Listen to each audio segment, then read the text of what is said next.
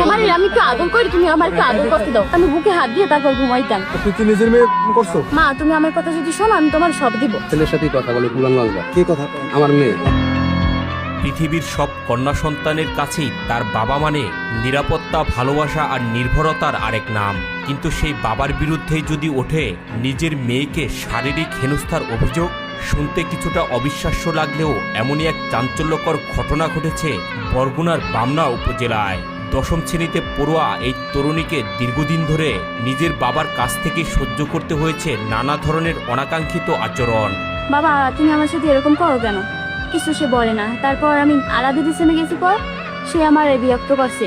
3 দিন ভালো ছিলাম, 3 দিন পরে সে আমার বুকে হাত দিছে। পর আমি আলাপ পাইছি। তারপর আমি তার 4টা আঙুল ধরে মানে ছিটে দিছি। ভুক্তভোগী তরুণীর দাবি, ছোটবেলা থেকেই বাবার কাছ থেকে ভালোবাসা পাননি তিনি। সময়ের সঙ্গে সঙ্গে বাবার আচরণ তাকে অস্বস্তিতে ফেলতে শুরু করে। বিভিন্ন সময়ে আদর করার অজুহাতে তার শরীরের স্পর্শকাতর স্থানে হাত দেওয়া হতো। ছোটকাল হইতে বাপের আদর স্নেহ মমতা আমি পাই নাই। সে আমার গায়ে হাত দেয়, এটা করতে চায়, ওটা করতে যায়, আমার কোন যায় চুল ধরে, কয় আয় উপনে এনে দিবে। না আমার দরকার নাই, তুমি আমার সাথে এরকম কেন করো?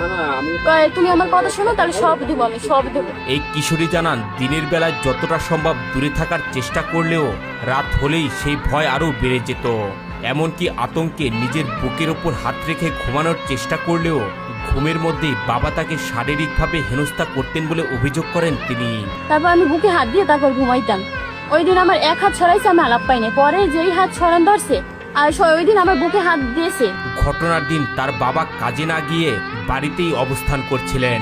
এক পর্যায়ে বাড়ি ফাঁকা হয়ে গেলে পরিস্থিতি আরো অস্বাভাবিক হয়ে ওঠে বলে অভিযোগ করেন এই তরুণী।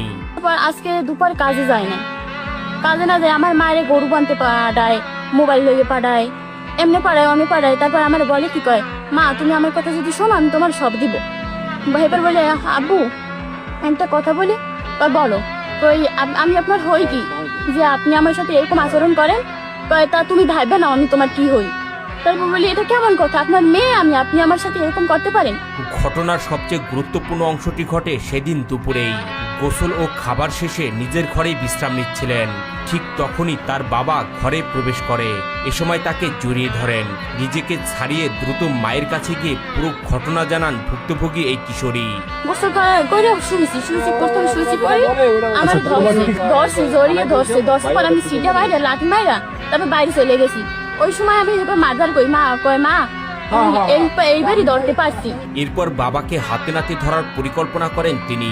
কিছু সময় পর আবারও তার বাবা ঘরে প্রবেশ করেন এবং তার সাথে অনৈতিক সম্পর্ক স্থাপনের প্রস্তাব দেন। যেই ট্যাক্সি আম্মু গেছে ওই আমার আবার ঘরে আইছে। ঘরে কি কয় আমি জাম পারবো, আমার একটা ব্যাগ দে।